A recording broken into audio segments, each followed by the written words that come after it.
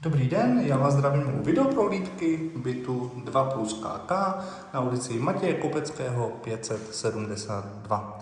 Dnes se spolu podíváme na krásný a útulný byt o dispozici 2KK, jak jsme si již řekli, ve 3. patře cihlového domu bez výtahu. Nyní máme vlastně z tohoto rožku pohled takřka na celý byt. Nacházíme se v kuchyňské části, která je kompletně vydlážděna. Je zde samozřejmě kuchyňská linka s plynovým sporákem a plynovou troubou. Zde pak místo ideálně na pračku, ledničku, ať máte vše na jednom místě.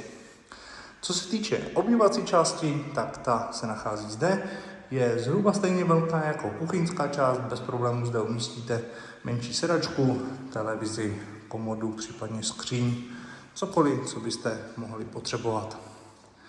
Takto ještě z druhé strany. Topení samozřejmě ústřední dálkové a v této obývací části se pak nachází plovoucí podlaha.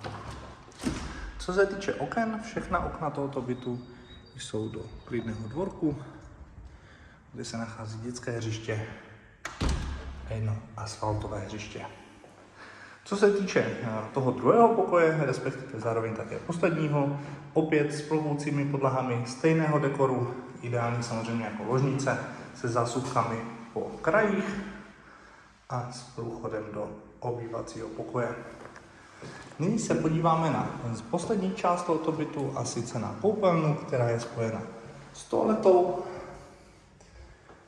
A samozřejmě velkou výhodou je zde sprchový kout.